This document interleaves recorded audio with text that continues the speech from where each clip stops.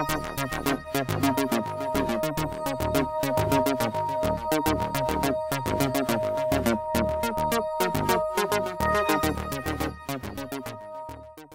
gaidāmo koncertu uzvedumu, nesen iznākušo albumu un saviem nākotnes plāniem stāsta vienmēr enerģiskā un dzīvespriecīgā Aija Andrējeva. Tad tas pirmais mums jautājums ir, protams, par gaidāmo koncertu uzvedumu. Un ko drīz tavas Dairas cienītājiem būs iespējams baudīt. Pastāsti varbūt nedaudz par to, par ko šajā uzvedumā ir stāsts. Koncertu uzvedums grāmatzīme sastāvēs ne tikai no jaunajiem gabaliem, no jaunajām dziesmām, kas ir albumā grāmatzīme, bet arī no Dvēselītes albuma būs kaut kas arī no Mincīša albuma. Respektīvi, tas viss liela daļa manu dziesmu, kuras ir bijušas līdz šim atskaites punktam, kur mēs ieliekam šito grāmatzīmi. Tad turpinājums sekos kaut kad pēc tam, jaunas grāmatzīmes mēs sāksim veidot, ja? Bet koncertu uzvedums būs, katram būs iespēja, es katrā ziņā nerunāšu tur. Ir tā doma ir tāda, ka mēs taisam vienā blokā tādu dziesmu uzvedumu, ka dziesmas runās pašas par sevi, lai nav tā, ka ir katru reizi pēc katras dziesmas ir jāpastāsta, kā tad viņa tapa vai kāds bija noskaņojums tajā dienā, ja? Lai katram cilvēkam ir kaut kāda sava asociācija par kaut kādu konkrēto dziesmu, un tad, lai to asociāciju un lai viņa to sajūtu nesabojātu par to, tad mēs ļausim viņam izsapņot savu stāstu. Bet es stāstīšu patiesībā tikai to caur dziesmu, caur skaņu, caur gaismu, caur kaut kādām vizuālām, tās gaismas, respektīvi tā vizuālās kaut kādas pārmaiņas, kaut kādi kontrasti, krāsas, kas liks to stāstu uztvert un saprast katram no skatītājiem, jā. Muzikālie mēģinājumi atsākās augusta sākumā, tā kā mēs jau visu augustu un visu septembri mēģinam. Jā, uz skatuves mēs būsim daudz,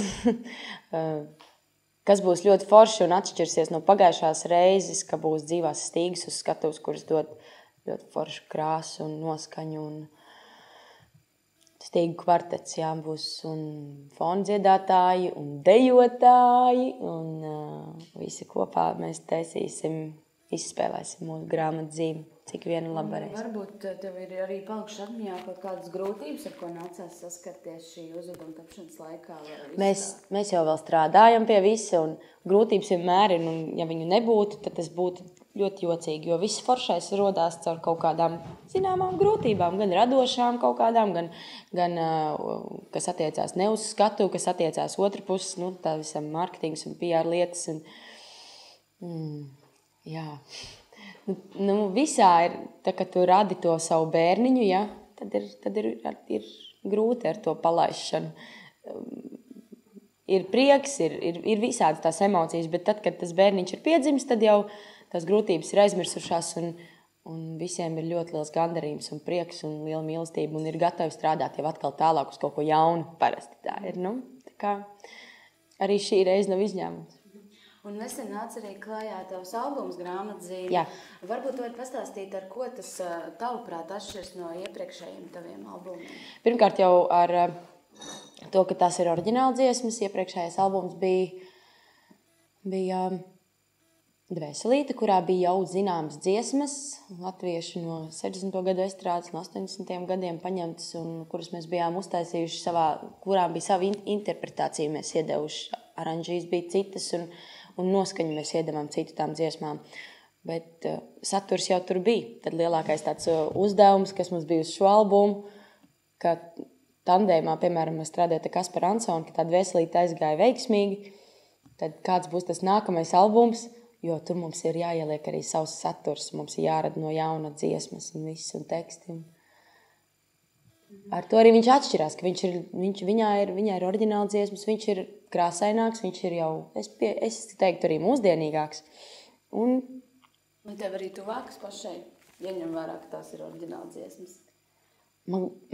Katram periodam ir kaut kas savs, tāds skaists un foršs, un man visas tās dziesmas ir mīļas, un tas ir tā apmēram, ka arī tās dvēselītes dziesmas, arī iepriekšējā albuma dziesmas, jo tas ir tā kā tavs bērns. Es jau saku, ka man arī jautā, kur ir tava mīļākā dziesma no grāmatzīmes? Es saku, es nezinu, man visas mīļas, kāds tad var pateikt, ka viena man ir mīļāka vai otra man ir mīļāka, tāpēc, ka viņi var tā dziesma, man liekas tāda sajūta, ka viņi apvainosies uz mani, kad es tagad viņu esmu tā kādu dziesmu vairāk vai kādu mazāk, jo viņas visas man saistās ar kaut ko ļoti personīgu un ar foršu laiku, kurš nebija viegls, bet kurš bija foršs, ka mēs radījām šo mūsu plati.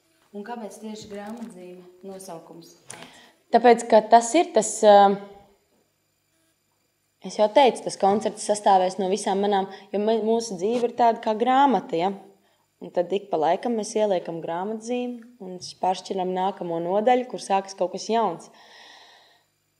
Un tad tās visas manas sastrādātās grāmatzīmes apvienosies vienā koncertu uzvedumā.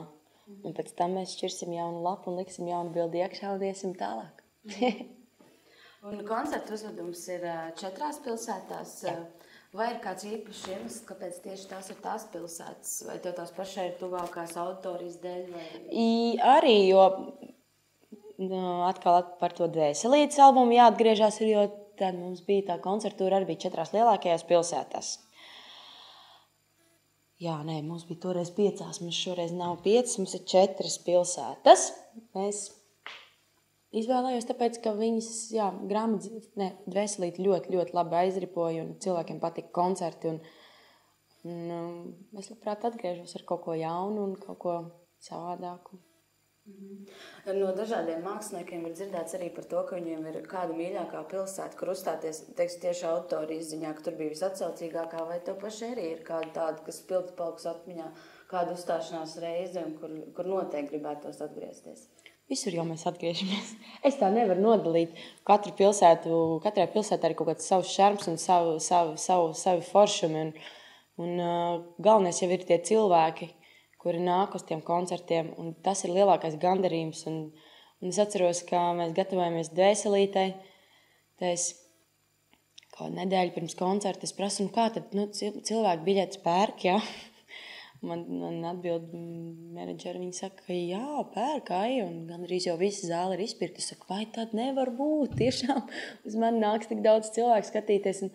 Un tas ir tas milzīgais gandarījums, ka tu aizbrauc un tev ir cilvēki, pilna zāle, un viņi tevi saprot, un viņi uztver tavu to vēstījumu. Un tas ir tā lielākā laime vispār, kāda var būt. Kad tu esi, kad uz tevi nāk, un kad saproti.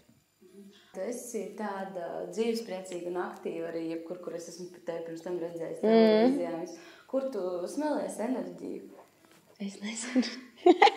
Šis tas jautājums. Kur es smeļos? Es nezinu, man viņi ir. Tāda es esmu vienkārši. Es laikam neprotu būt savādāk. Nē, es protu būt mājās. Tad es esmu tāda dusmīga. Protams, kuram tad viņi nav? Es jau neesmu tikai tāds. Man jau ragi arī ir. Kādi mums ir visiem. Bet tāda es esmu. Vai enerģija dod arī, teiksim, visi tevi atbalstīt? Jā, protams. Tas ir tas, kas ļoti, ļoti, ļoti, ļoti uzpilda un iedod tādu prieku un tā. Man pieļauj, ka arī daudziem citiem vēl joprojām gribas tevi saukt par Aišu. Jā, sauc. Tev tas netraucē? Nē. Un kāpēc tu atkal pārgāji atpakaļ uz to savu īsto vārdu un uzvārdu? Tas ir biežāk uzstātais jautājums par 2 gadu laikā. Es jau zinu, man katru reizi ir jāstāsta, un man zinu, ka tas konkrētais tu šī gadījumā neesi to dzirdējis, bet es tikko jau runāju par to. Tāpēc, ka tas notika organiski. Tas vienkārši cilvēki mani sāk uzrunāt par Aiju un ikdienā, un tad nāca impulss no manas māsas, ka viens kaut kāds posms ir noslēdzies, varbūt mēs varam paturpināt šito Aijas Aijas variantu, nevis variantu, es to jau tā teikt, ka mums ir jāiet uz to Aiju, respektīvi, jā, un tā mēs tā ejam, jā, uz to, un tas izraisīs, un nelikās, ka tas izraisīs tik lielu tādu 2 gadu garumā tādu ažiotāžu, jo, interesēja droši vien cilvēkiem, kāpēc tas tā ir. Un kā tagad ir, vēl ir daļa arī, protams, kas tevi uzrunā par Aišu? Jā, nu, ļoti labi. Citi domā, ka es dusmojos. Nē, es nedusmojos. Jā, man arī likās, ka tev nepatiks, ka tā Nē, es jau to visur vienmēr saku, ja kādam, nu kā tad es varu aizliegt. Man ir bijušas situācijas, kuras samulsta tik ļoti no tā, ka vairāk nekā tas cilvēks, kurš man ir nosaucis par Aišu un pēc tam atvainojās un saka, nē, Aija, piedod Aiju. Es saku, nē, lūdzu, neatvainojieties.